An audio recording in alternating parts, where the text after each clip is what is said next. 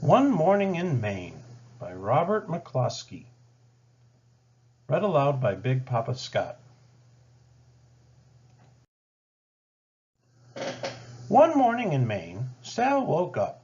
She peeked over the top of the covers. The bright sunlight made her blink, so she pulled the covers up and was just about to go back to sleep when she remembered, "Today is the day I am going to Buck's Harbor with my father."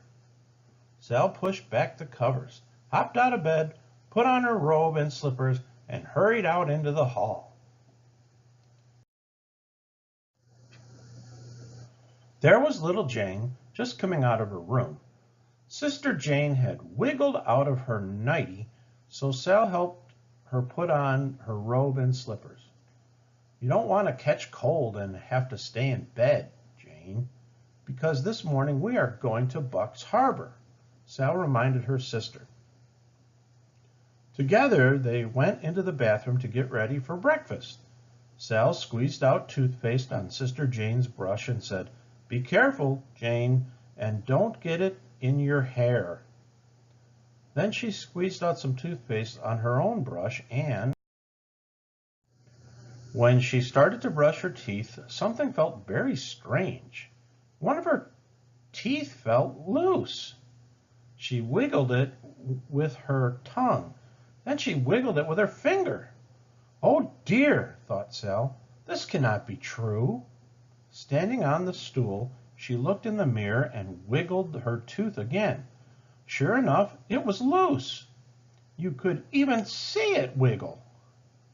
"Mom!" she cried, "one of my teeth is loose. It will hurt and I will have to stay in bed. I won't be able to eat my breakfast and go with Daddy to Buck's Harbor." She came running down the stairs and into the kitchen. "Why, Sal," said her mother, "that's nothing to worry about. That means that today you've become a big girl. Everybody's baby teeth get loose and come out when they grow up. A nice new bigger and better tooth will grow in when this one comes out.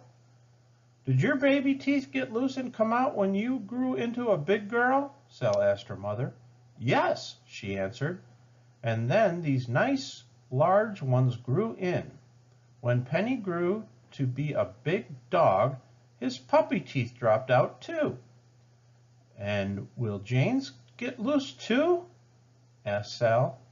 "Yes," said her mother, "but not for a long time. Not until she stops being a baby and grows up to be a big girl like you.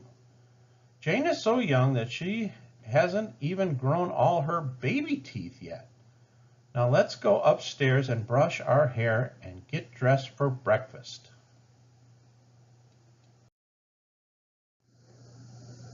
"It feels so different to be a big girl and have a loose tooth," said Sal, "especially when you are chewing. When is it going to come out?" "Perhaps today, perhaps tomorrow," answered her mother. "But when your tooth does come out, you put it under your pillow and make a wish.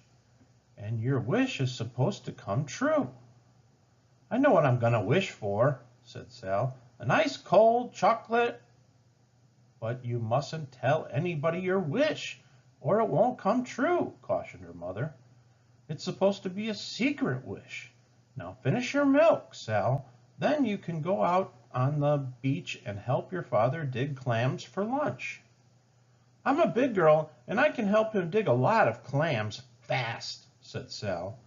"So we can hurry up and go to Buck's Harbor."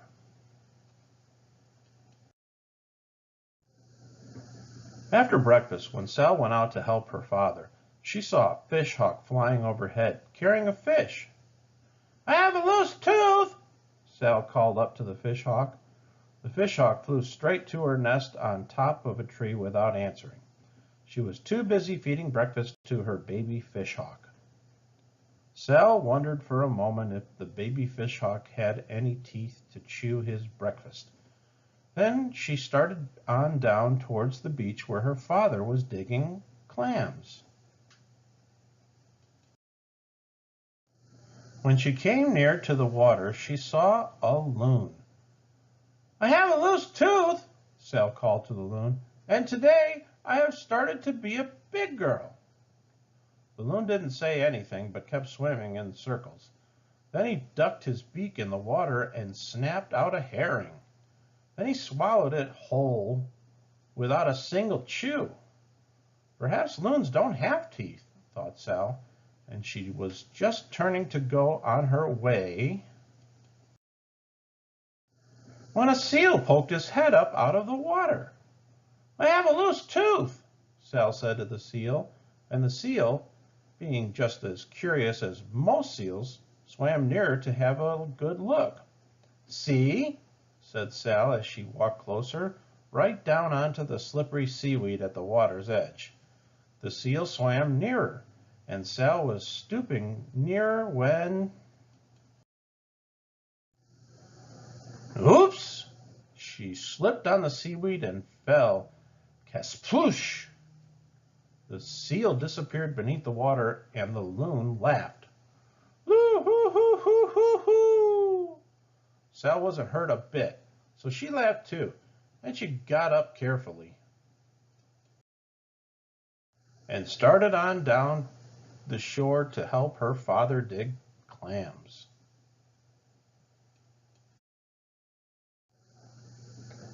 She paused to watch some seagulls having breakfast. They were dropping mussels down on a rock to crack the mussel shells, just like nuts. Then they flew down to eat the insides. "Do seagulls have teeth?" wondered Sal as she wiggled her own loose tooth with her tongue. She thought of her secret wish and smiled, then hurried down the beach to where she could see her father. "Daddy, I have a loose tooth!" she shouted. "And when it drops out, I'm going to put it under my pillow and wish a wish. You can even see it wiggle."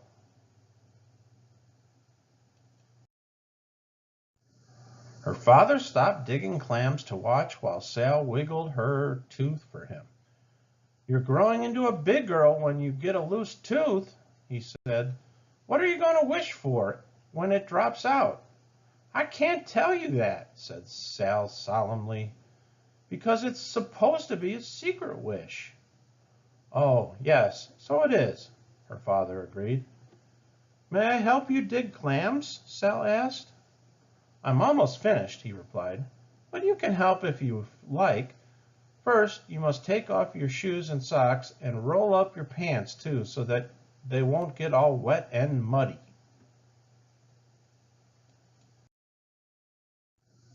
Sal took off her shoes and socks and put them on a dry rock.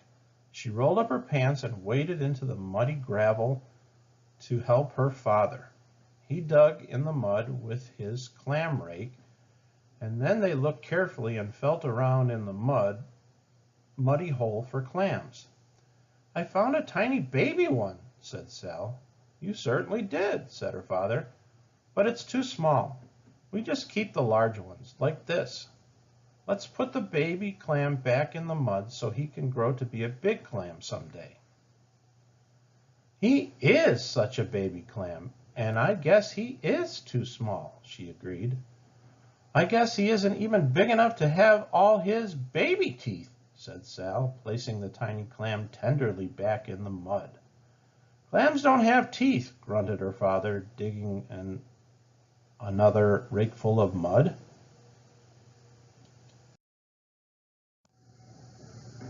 "Not even big clams have teeth?"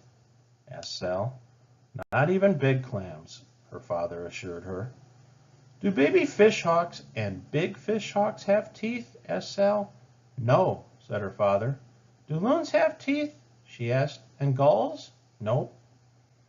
"Do seals have teeth?" "Yes, they have them," he answered. "And do their teeth get loose like this?"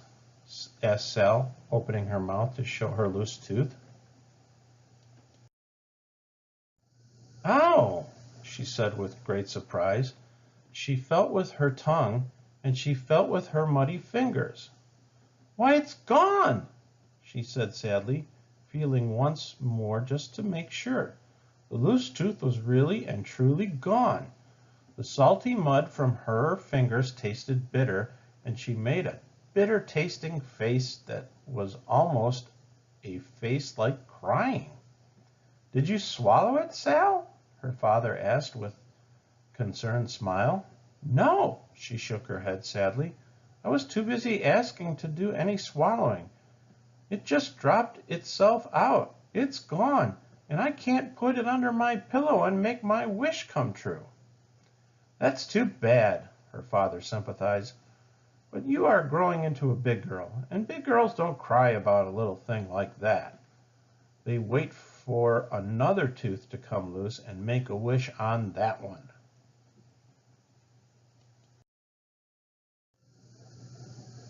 "Maybe we can find my tooth where it dropped," said Sal, hopefully feeling around in the muddy gravel where the clams live.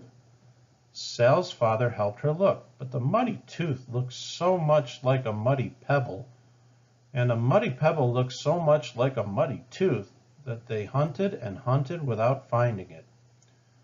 "We'll have to stop looking and take our clams back to the house, Sal," her father said at last, "or we won't have time for the trip to the village."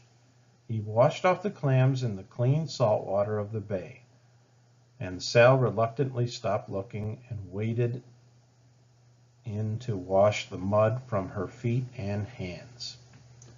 "I guess some clam will find my tooth and get what I wished for," said Sal.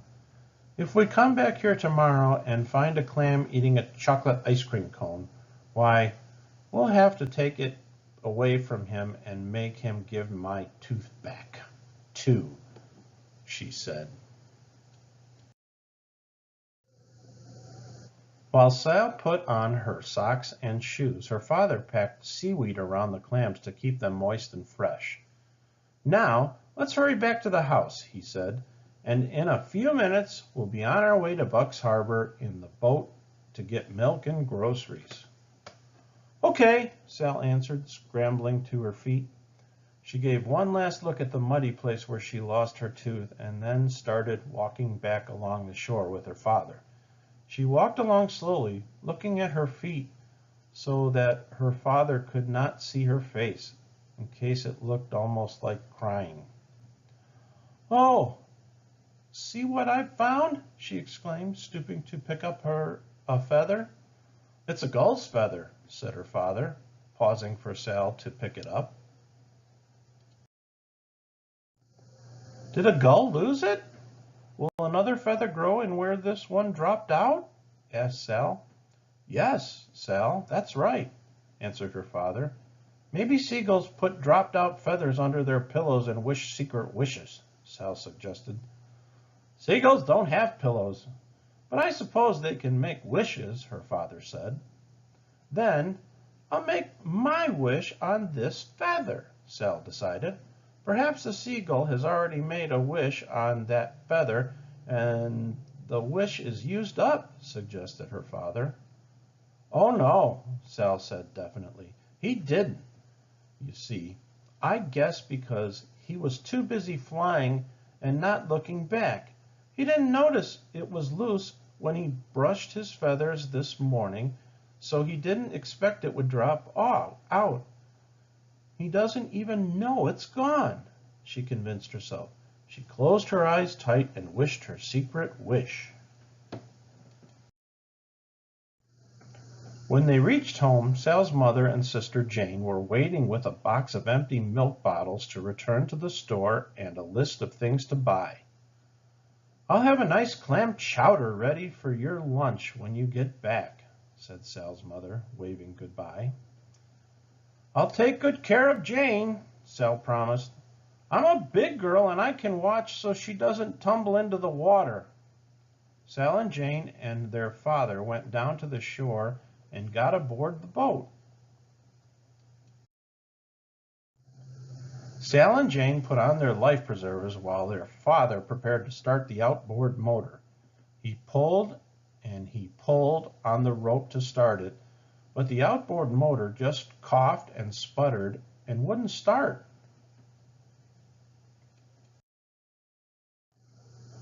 So he had to row the boat all the way across the bay to Buck's Harbor where the store was.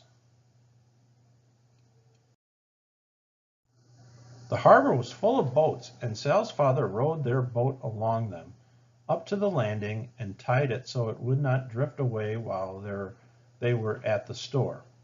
They all climbed ashore, and Sal's father brought along the milk bottles. He brought the outboard motor, too, so Mr. Condon, who ran the garage, could fix it. As they came up the path to the village, Mr. Condon was outside his garage putting gas into a car. "I have a tooth out," Sal greeted, "and our outboard motor won't run." "My, such trouble," Mr. Condon commented, and after he had admired the empty place where Sal's tooth was missing, they took the outboard motor into the garage to find why it wouldn't run. Mr. Condon pinched a little with his pliers, tucked a bit with his hammer, and then, after selecting a large wrench, he took out the spark plug. "Came right out, just like that tooth of yours, didn't it, Sal?" he said, holding it up to the light. He grunted, tossing it on the floor. "Needs a new plug." Sal was just about to ask how long it would take for a new spark plug to grow in when Mr. Condon reached up on the shelf and picked out a brand new one and put it in the motor. Sal picked up the old spark plug and handed it to Sister Jane. Jane was so little that she didn't understand about secret wishes. Jane was so little that she couldn't even say ice cream cone. So Sal wished the secret wish for Jane on the spark plug. Mr. Condon pulled the rope and the motor started right up, just as good as new. Sal's father thanked him and picked up the motor and the milk bottles. Jane carried her spark plug, Sal carried her feather, and they said goodbye and walked across the street to where Mr. Condon's brother kept store. "Well, look who's here," said Mr. Condon, who kept store. "I have a tooth out," Sal shouted, returning Mr. Condon's greeting. She showed the empty place where her tooth had been, first to Mr. Condon, then to Mr. Ferd Clifford and Mr. Oscar Staples, who were sitting in the store talking about trapping lobsters and how the fish were biting. "Don't put your tongue in the empty space," Mr. Clifford advised, "and a nice shiny gold one like mine will grow in." "But I didn't know soon enough," said Sal, looking confused. "Ha!" said Mr. Condon, chuckling. "Don't you go worrying about everything these jokers suggest. I don't suppose," he added, opening his freezer, "that you could eat an ice cream cone with one of your teeth out."